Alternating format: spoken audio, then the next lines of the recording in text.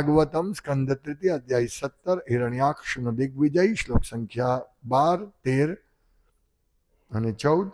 12, 13 માં અનુવાદ તાત્પર્ય નથી, આપણે ખાલી એનો અનુવાદ જોઈ લઈશું. શ્લોક સંખ્યા 12.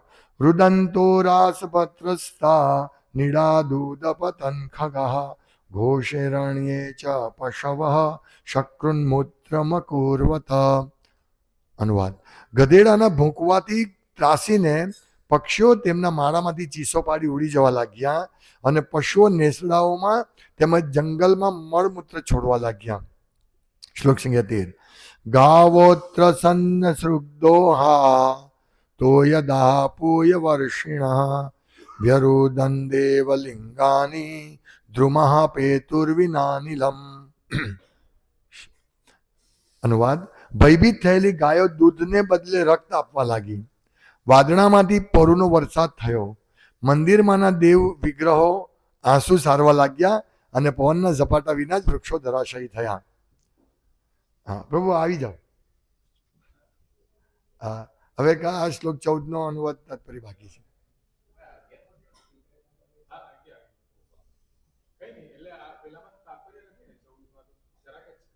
હા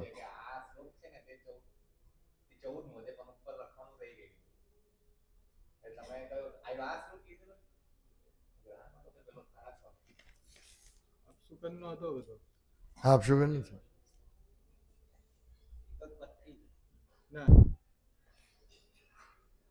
શ્રીમદ ભાગવતમ સ્કંદ 3 અધ્યાય 17 હિરણ્યાક્ષનો દિગ્વિજય શ્લોક સંખ્યા 14.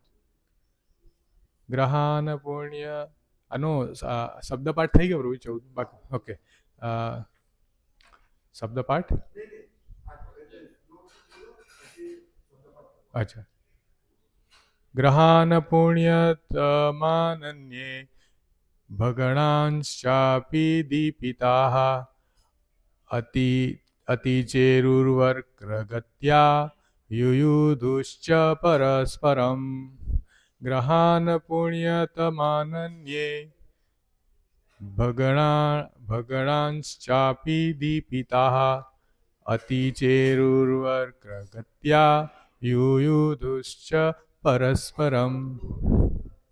શબ્દાર્થ. ગ્રહાન ગ્રહો, પુણ્યતમાન અત્યંત શુભ, અન્યે બીજા અશુભ ગ્રહો, ભગણાન નક્ષત્રો, ચ અને, અપી પણ, દીપિતાઃ દેદીપ્યમાન, અતિચેરુઃ ઓળંગીને, વક્રગત્યા વાકો માર્ગ લઈને, યુયુધઃ લડવા લાગ્યા, ચ અને, પરહ પરમ એકબીજા સાથે, પરસ્પર. अनुवाद एवं भावार्थ हिज डिवाइन ग्रेस भक्तिवेदांत स्वामी श्रील प्रभुपाद जी के द्वारा जगत गुरु श्रील प्रभुपाद की जय. મંગળ તથા શનિ જેવા અશુભ ગ્રહો વધારે દેદીપ્યમાન થઈને બુધ, ગુરુ તથા શુક્ર જેવા શુભ ગ્રહોને તથા નક્ષત્રોને ઓળંગી જવા લાગ્યા. ગ્રહો વક્રગતિ કરીને પરસ્પર અથડાવા લાગ્યા. ભાવાર્થ. સમગ્ર વિશ્વ પ્રકૃતિના 3 ગુણોના પ્રભાવ હેઠળ ચાલે છે. જે જીવાત્માઓ સત્વગુણી છે તેમને પુણ્યશાળી કહે છે. તે જ પ્રમાણે પુણ્યશાળી દેશ, શુભ વૃક્ષો વગેરે હોય છે. ગ્રહો સંબંધે પણ એમ જ હોય છે. ઘણા ગ્રહો શુભ ગણાય છે અને બીજા કેટલાક પાપ ગ્રહો કે અશુભ ગ્રહો કહેવાય છે. શનિ અને મંગળ અશુભ ગણાય છે. શુભ ગ્રહો વધારે દેદીપ્યમાન હોય છે તે શુભ ચિહ્ન છે અને અશુભ ગ્રહો વધારે તેજ આપે તે બહુ શુભ ચિહ્ન હોતું નથી. ઓમ અજ્ઞાનતિમિરાંધસ્ય જ્ઞાનાંજનશલાકયા ચક્ષુરુન્મિલિतं येन तस्मै श्रीगुरुवे नमः. नमो विष्णुपादाय कृष्णप्रेष्ठाय भूतले श्रीमते भक्तिविकासस्वामिनिति नामिने. नमो विष्णुपादाय कृष्णप्रेष्ठाय भूतले श्रीमते भक्तिवेदान्तस्वामिनिति नामिने. नमस्ते सारस्वते देवे ગૌરવાણી પ્રચારિણી નિર્વિશેષ શૂન્યવાદી પાશ્ચાત્ય દેશ તારિણી જય શ્રી કૃષ્ણ ચૈતન્ય પ્રભુ નિત્યાનંદ શ્રી અદ્વૈત ગદાધર શ્રીવાસાદિ ગૌર ભક્તવૃંદ હરે કૃષ્ણ કૃષ્ણ કૃષ્ણ હરે હરે હરે રામ રામ રામ હરે હરે. તો આપણે જોઈએ છીએ કે હિરણ્યકશિપુનો જન્મ થવાનો તૈયારી છે અને એ વખતે આખા બધા આ શ્લોક જે છે જે મૈત્રેય મુનિ કહે છે વિદુરને, તો એ વખતની પરિસ્થિતિ સમજાવે છે કે જ્યારે કોઈક આવા દૈત્યોનો જ્યારે જન્મ થવાનો હોય એ વખતે કેવી પરિસ્થિતિ હોય છે કે મીન્સ અશુભ પરિસ્થિતિઓ, જે બધી અશુભ ચિહ્નો જેને કહેવાય, એ બધા એક પછી એક આમાં સમજાવવામાં આવ્યા છે. દાખલા તરીકે આગળ આપણે જે શ્લોકમાં જોયું કે વાદળોની વીજળીઓ જ્યારે અટ્ટહાસ્ય કરતી હોય, મોટા મોટા ચમકારા થતા હોય તો કેવું, અને અંધકાર, સર્વવ્યાપી અંધકાર હોય છે, કશું જોઈ નથી શકાતું. પછી ગ્રહણ થવા માંડે અને વાદળ વિના પણ વીજળીના વાદળ નહીં હોય તો પણ અવાજ આવે ચારે બાજુથી વીજળીઓ. આપણે જનરલી જોઈએ કે વાદળ હોય તો જ અવાજ આવે. પર્વતોની ગુફાઓમાં પણ રથોના જેવા અવાજ આવે, એવા ખડખડાટ બધા પરસ્પર ધ્વનિ અથડાવાથી ગુફામાંથી પણ અવાજ આવે. તો આ રીતે ખૂબ જ ભયાનક પરિસ્થિતિ આખા પૃથ્વી પર અને એટલે ભૌતિક જગતમાં વ્યાપી ગઈ હતી. ગામડાઓના અંદરના ભાગમાં શિયાળો મોટે મોટેથી બોલતા હતા. ઘુવડોના ચિત્કારો સાથે એની સાથે જોડાયેલા પક્ષીઓ અને પ્રાણીઓ બંને મોટે મોટેથી બોલવા માંડ્યા હતા.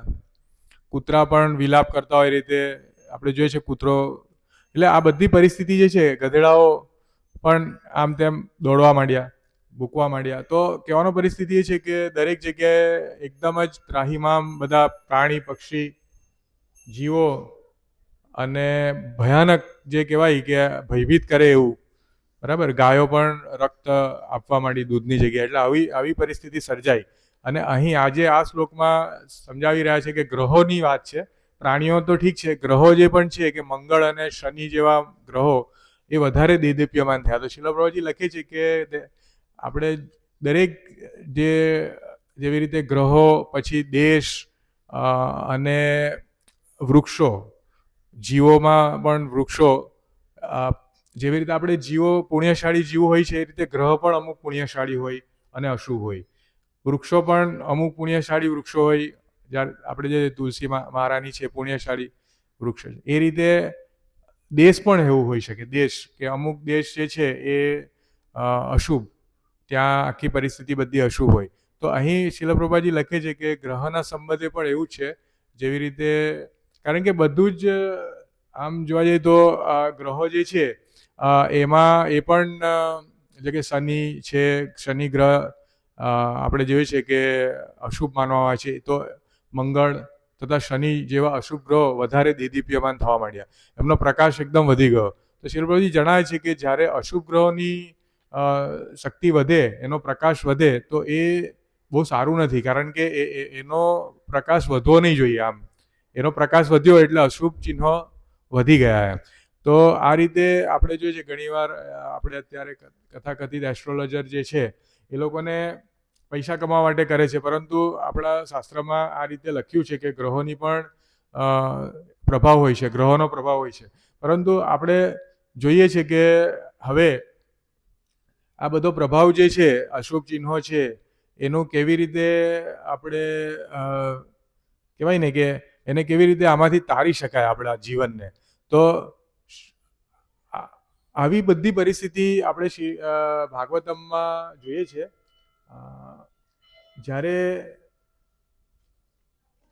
કૃષ્ણ ભગવાન દ્વારકા જાય છે, અર્જુન જ્યારે દ્વારકા જાય છે ભગવાનને મળવા, અને એક ઘણા વીક 6 કે 7 વીક થયા બાદ પણ આવતા નથી, ત્યારે યુધિષ્ઠિર મહારાજ ભીમસેનને પ્રશ્ન પૂછે છે કે મને એવું લાગે છે કે આખું પરિસ્થિતિ બધી બદલાઈ ગઈ છે અને અશુભ ચિહ્ન મને દેખાવા લાગે છે. તો મહારાજ યુધિષ્ઠિર પોતાના અનુજ ભીમસેનને કહે છે કે મેં અર્જુનને દ્વારકામાં તેના મિત્રને મળવા માટે તથા પરમેશ્વર શ્રી કૃષ્ણ પાસેથી તેમના ભાવિ કાર્યક્રમ વિશે જાણી લાવવા માટે મોકલ્યા છે, પરંતુ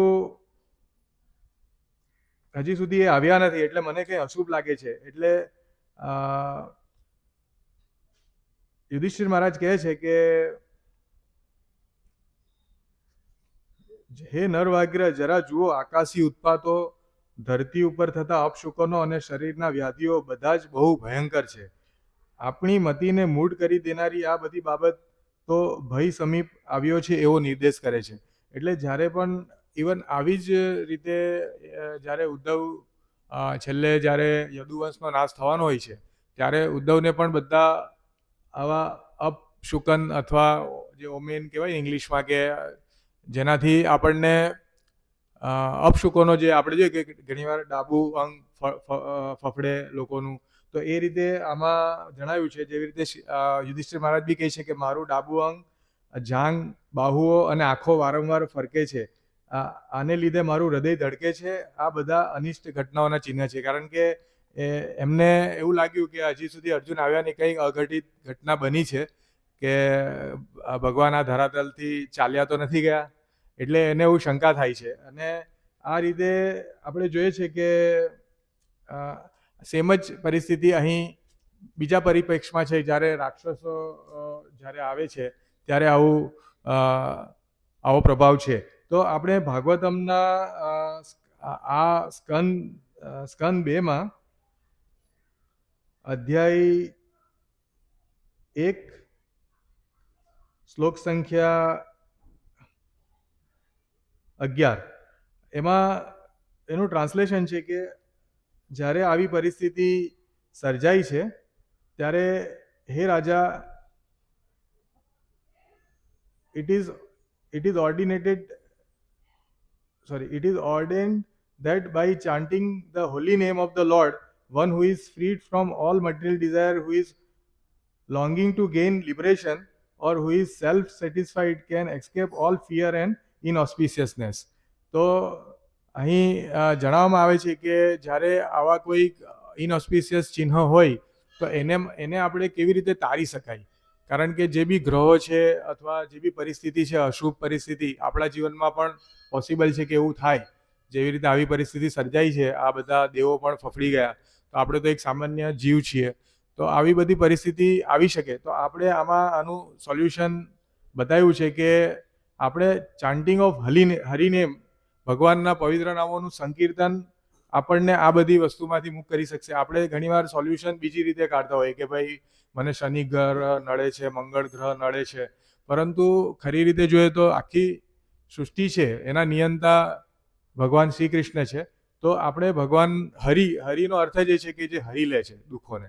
તો આવા અપશુકનો જ્યારે પણ આપણા આપણે પણ એવું પોસિબલ છે કે આપણા જીવનમાં પણ થાય આવું બધું કોઈ કારણથી, તો આપણે હંમેશા ડર્યા વગર એકદમ કહેવાય ને કે અવિરત ભાવે અને પૂર્ણ શ્રદ્ધાથી ભગવાનનું નામ કીર્તનમાં આપણો સમય વધારે વ્યતીત કરીએ તો આપોઆપ આમાં લખ્યું છે કે all material desire who is on going to gain liberation or who is self satisfied can escape all the fierce.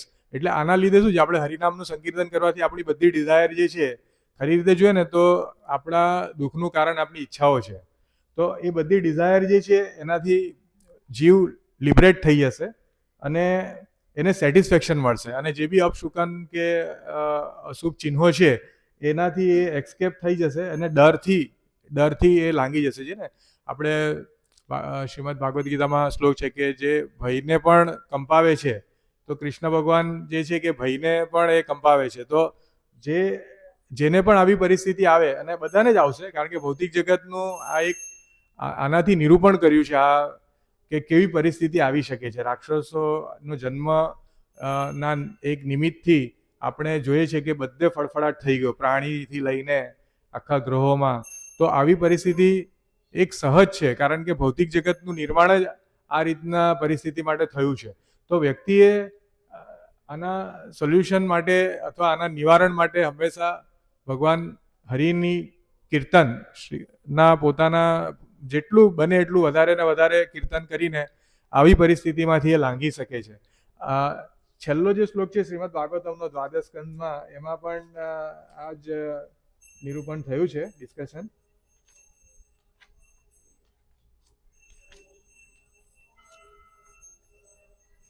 નામ સંકીર્તનમ યસ્ય સર્વ પાપ પ્રણાશનમ પ્રણામો દુઃખ સમનન નમામિ હરિપરમ.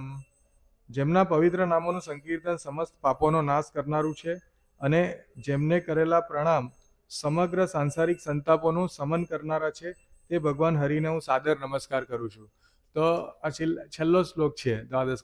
તો કહેવાનો મતલબ આમાં બી આપણે જોઈએ છે ને કે સમગ્ર સાંસારિક સંતાપ, જે રીતે આ આખો સાંસારિક સંતાપ જોયો કે વાદળોનો ગડગડાટ, વીજળી, બધા અશુભ ગ્રહોનું તેજસ્વીમાન થવું, બધા પ્રાણીઓનું ફળફળાટ થઈ જવો, તો આ બધો જે સંતાપ છે, આ સિવાયનો પણ બીજો સંતાપ, ત્રિવિધ તાપ બધા જ આવી જાય. તો એમાં સુંદર રીતે આ શ્લોક આવ્યો છે, જે છેલ્લો શ્લોક છે કે આ બધાને સમગ્ર પાપોનો નાશ કરનારું, અને જે બી આ ટાઈપના શારીરિક સંતાપો છે, સંસારિક સંતાપો છે, એ ભગવાન શ્રી હરિને નમન કરવા માત્રથી એ બધું મુક્ત થઈ જાય છે.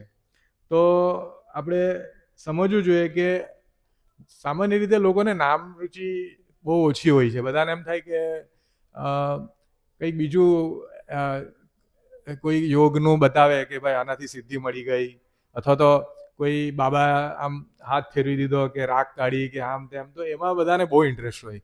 પણ ખરી રીતે જોઈએ તો ભગવાનને જે નામ છે ને, એમાં બધી એમની શક્તિ, એ આપણી શ્રદ્ધાનું ચેકિંગ ટેસ્ટિંગ છે. કે આપણે હવે જોઈએ ઘણા યોગીઓ આપણે જોઈએ છે કે અમુક એટલી કઠિન સાધના કરે છે તો પણ એ લોકોનું પતન થાય છે.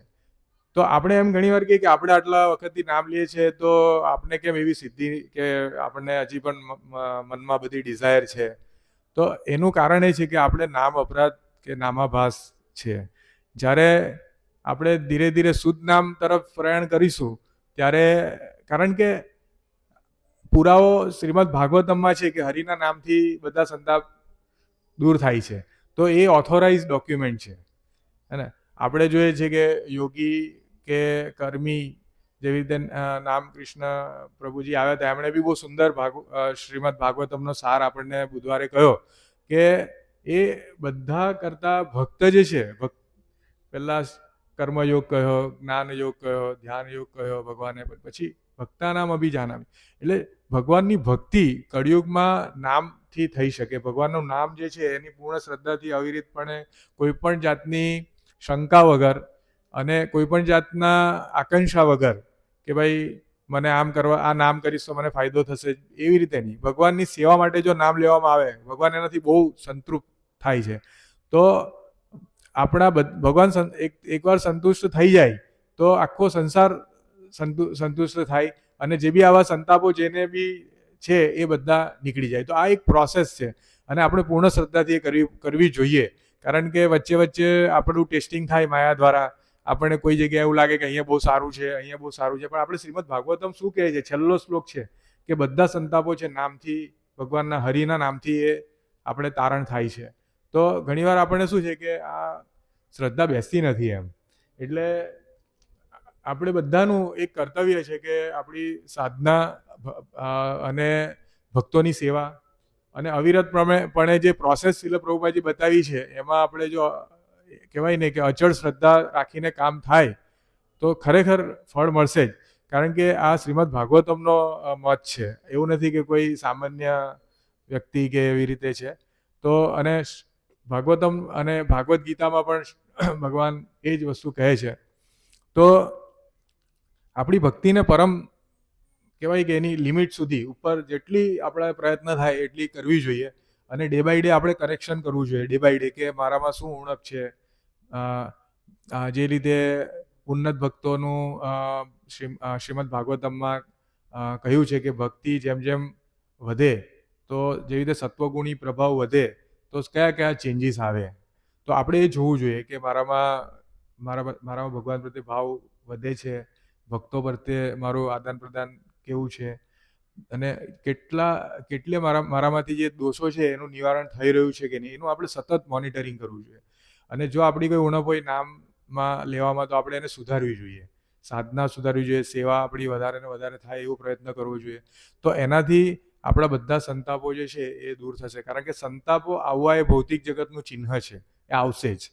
પરંતુ હરિના શરણ લેવાથી આપણને એ સંતાપ જે છે, એક પેલો શ્લોક છે ભાગવતમમાં કે ભવસાગર પણ એક નાની ખરીમાં જે પ્રાણીઓ ચાલે જ્યારે ગાય, તો એની ખરી જેટલું પાણી ભરાય તો એવું થઈ જશે, ભવસાગર બી નાનો થઈ જશે એમ. તો અને આપણે સામાન્ય જીવ જે છે એની એટલી શક્તિ નથી કે આ સંતાપોને આપણે નિવારણ કરી શકીએ.